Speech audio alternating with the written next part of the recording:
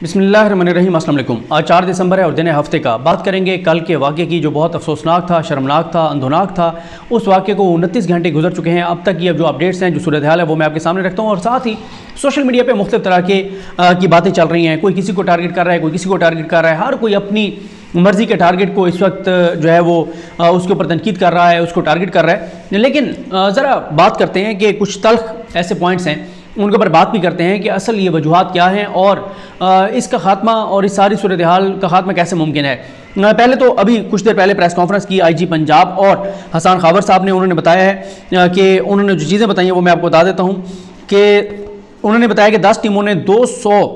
Reds करके 118 मुलविस अफराद को हिरासत में ले लिया है, जिनमें से 18 वो मरकज़ी किरदार हैं, मेन लोग हैं जो वहाँ पर बहुत करीब नज़र आ रहे हैं तशद्दुद करते हुए। इनमें वो लोग भी शामिल हैं जो सेल्फियाँ ले रहे हैं, जो वीडियोज़ बना रहे हैं। उसके बाद 12 घंटों पर मुश्तमिल 160 सीसीटीवी फुटेजेस, कैमरे जो हैं उनकी फुटेज ले ली गई है। उसको भी उसका फोरेंसिक किया जा रहा है, एनालिसिस किया जा रहा है, उसको चेक किया जा रहा है। सीडीआर हो, कॉल रिकॉर्ड हो, वो ले लिए गए हैं, पोस्टमार्टम हो चुका है। और फिर वो बताया उन्होंने कि 10 बजे लड़ाई शुरू हुई, 10:02 पर, पौने 11 बजे तशद्दुद शुरू किया गया और 11:05 पर जो है उस जो श्रीलंकन शहरी था उसको कत्ल कर दिया गया था। और पुलिस को 11:28 पर इत्तला मिली और पुलिस 11:45 पर जाए वकुआ पर पहुंची। अच्छा, इसमें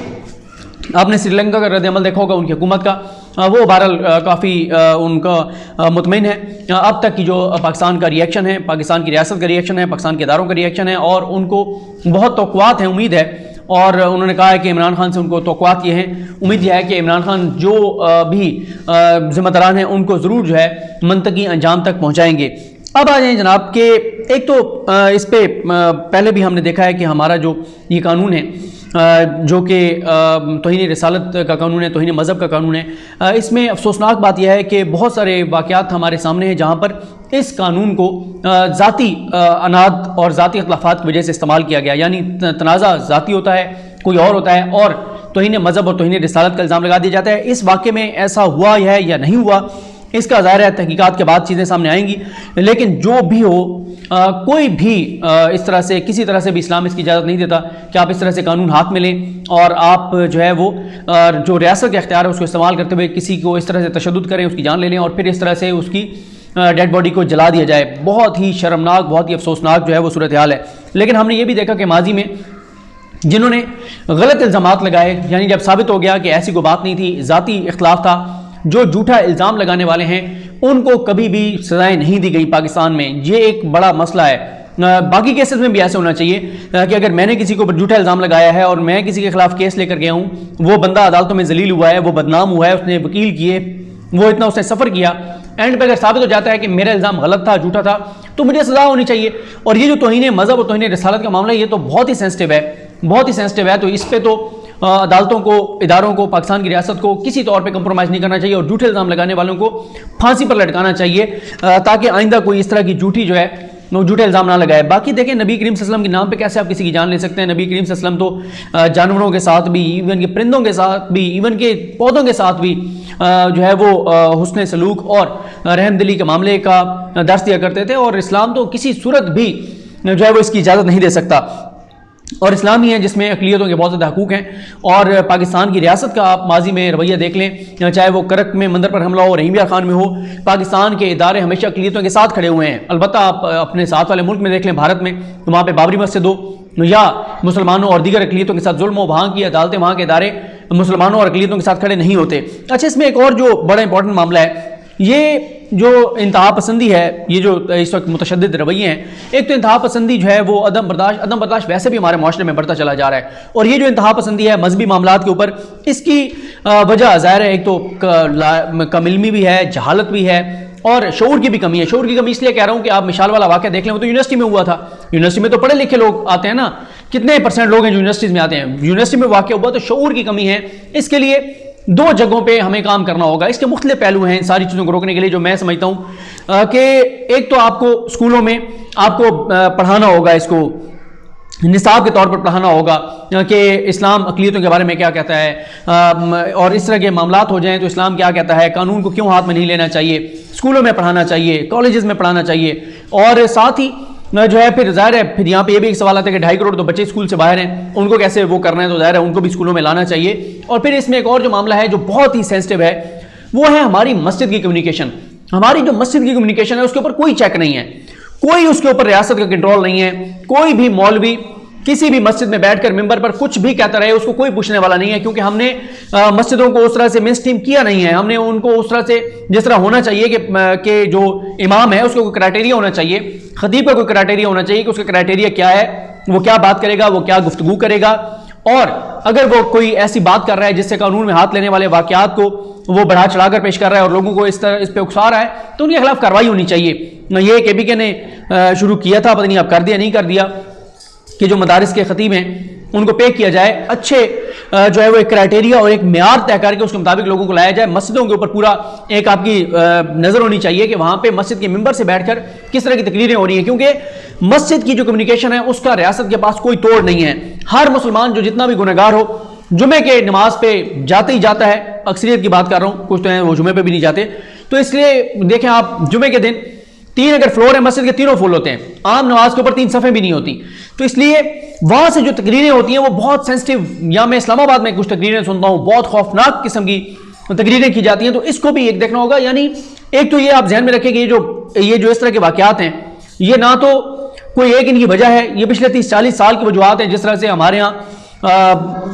مجاہدین تیار کرنے کے لیے جو ہے وہ مدارس بنائے گئے, ان کو فنڈنگ کی گئی, انتہا پسندی کو فروغ دیا گیا اور ریاستی سطح پر دیا گیا. ایسا نہیں ہے کہ ہماری ریاست کے قصور نہیں ہے, غلطیاں نہیں ہیں, ریاست کے قصور غلطیاں ہیں. اور اب اس کو کنٹرول کرنے کے لیے بھی 40 سے 50 سال لگیں گے مکمل طور پر اس کو کنٹرول کرنے کے لیے. آپ کو پوری کی پوری ایک نسل اس کے لیے تیار کرنی ہوگی, آپ کو اویئرنیس دینی ہوگی, آپ کو ایجوکیٹ کرنا ہوگا, آپ کو شعور دینا ہوگا, اور اس کے ساتھ ظاہر ہے پھر باقی اگلے سٹیپ بھی ساتھ کرنے ہوں گے آپ کو, جو سزائیں دینے والے ہیں کہ اگر کوئی یہ کام کرتا ہے جو ذمہ داران ہیں ان کو سزائیں دی جائیں. اور میں نے تو یہ ٹویٹ بھی کیا تھا کہ راتوں کو بھی عدالتیں کھول کے آپ کو چلانی پڑیں, راتوں کو بھی عدالتیں لگائیں, اور ابھی آپ اگر سریعام پھانسی نہیں دے سکتے, پھانسی گھاٹ کی ویڈیوز بنائیں, جاری کریں, دکھائیں کہ یہ ہوگا اگر کوئی اس طرح سے قانون ہاتھ میں لے گا. لیکن ہمارے ہاں آپ کو پتہ ہے سزائیں نہیں ہوتی. ہمارے ہاں جب مذہبی معاملات ہوتے ہیں, ایک تو ہم لوگ اتنے خوفزدہ ہیں کہ ہم اس کی مذمت کرتے ہوئے ڈرتے ہیں, اور عدالتیں ان کو سزائیں دیتے ہوئے ڈرتی ہیں. دہشت گردوں کی ڈرتی ہیں, دہشت گرد تو بہت جو ہے وہ گنے چنے ہوتے ہیں, ان کو ہماری بہت سے ججز ڈرتے ہیں, جس کے لیے ملٹری کورٹس بنانی پڑتی ہیں. یہ تو پھر بھی جو ہے وہ مذہبی معاملات ہیں جس میں ایک بڑا طبقہ جو ہے وہ اس کو جسٹیفائی کرنے پہ بھی لگ جاتا ہے. اچھا, اس کے بعد یہ ہے کہ میں دیکھ رہا تھا ایک اس کو جوڑ دیا گیا, ٹی ایل پی کے ساتھ جوڑ دیا گیا. اگر ٹی ایل پی اس میں ذمہ دار تھی تو ایف آئی آر میں تحریک لبیک کا نام آنا چاہیے. یہ تحریک لبیک کا معاملہ نہیں ہے, صرف مسئلہ یہ ہے کہ جب ثانیہ یونا آباد ہوا اس وقت تو ٹی ایل پی نہیں تھی, اس سے پہلے آپ دیکھیں باقی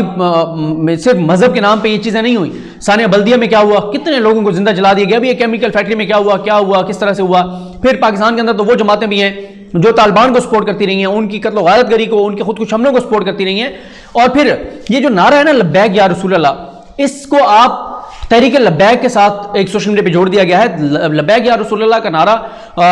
جتنے بھی بریلوی ہیں وہ لگاتے ہیں, لبیک یا رسول اللہ کا نعرہ. یہ اب جس طرح سے آپ دیکھیں خودکش حملہ آور جو ہیں وہ نعرہ تکبیر لگا کے اور خودکش حملہ کرتا ہے. اب نعرہ تکبیر لگا کے اگر وہ خودکش حملہ کرتا ہے تو کیا نعرہ تکبیر لگانے والے سارے مسلمان خودکش حملہ آوروں کے سپورٹر بن گئے ہیں یا ان سے جوڑ دیا جائے؟ ایسا نہیں ہوتا. اور اگر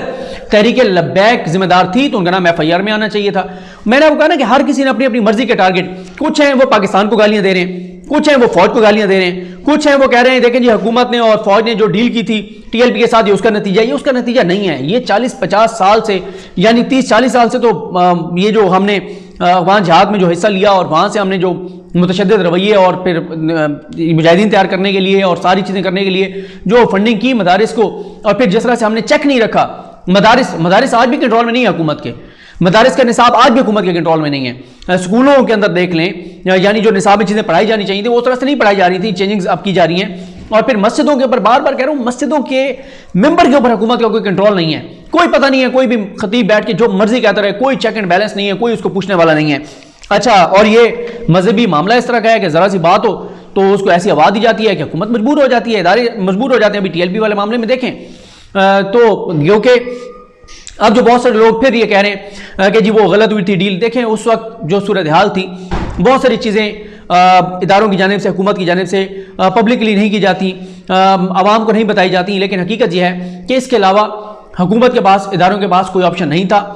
کہ جو ٹی ایل پی کے ساتھ ڈیل ہوئی، اور اگر وہ نہ ہوتی تو خدا نخواستہ دہشت گردی اور انتہا پسندی اور بہت سے واقعات ہو سکتے تھے۔ دہشت گردی اس لیے کہہ رہا ہوں کہ بہت سارے لوگ جو ہیں وہ اس کا فائدہ اٹھا سکتے تھے، دہشت گردی کے واقعات آگے کر سکتے تھے ٹی ایل پی کے دھرنے میں، اور ٹی ایل پی کے نام پہ بہت سے واقعات ہو سکتے تھے۔ اچھا پھر یہ بھی آپ دیکھیں کہ کچھ لوگوں نے عمران خان کو ذمہ دار ٹھہرانا شروع کر دیا، بھائی وہ تو نواز شریف کے دور میں بھی تھانہ یوناباد ہوا تھا نا، تو پھر کوئی بزدار کو کہہ رہے ہیں بزدار جان چھوڑ دو چلے جاؤ۔ بھائی بزدار صاحب جو ہیں وہ شہباز شریف بھی تو وزیر اعلیٰ بڑا دبنگ ہوا کرتا تھا، جس کو بڑا لوگ وہ کرتے تھے کہ کیا خوبصورت وزیر اعلیٰ تھا، اس کے دور میں بھی یوناباد ہو گیا تھا۔ یہ کسی ایک جماعت کسی ایک تنظیم کا مسئلہ نہیں ہے، یہ ایک سوچ کا مسئلہ ہے، اور اس سوچ کا کوئی اس کی وہ نہیں ہے، کوئی آپ نہیں کہہ سکتے کہ یہ لوگ ہیں سوچ والے یہ لوگ ہیں۔ یہ ایک بڑا ہی افسوسناک جو ہے وہ صورتحال ہے۔ دنیا بھر میں بھی آپ دیکھیں اس طرح کے واقعات مذہب کے خلاف بڑھ رہے ہیں، مسلمانوں کے خلاف کیا ہو رہا ہے، کینیڈا میں دیکھیں اور ملکوں میں دیکھیں، بھارت میں اقلیتوں کے ساتھ کیا ہو رہا ہے، دنیا بھر میں بھی اس طرح کی چیزیں جو ہیں وہ بڑھ رہی ہیں جو افسوسناک ہیں۔ تو بہرحال نصاب میں تبدیلیاں کرنی ہوں گی، مساجد کے اوپر جو چیک رکھنا ہوگا، جو خطیب وہاں پہ خطاب کر رہے ہیں، یونیورسٹیز کے اندر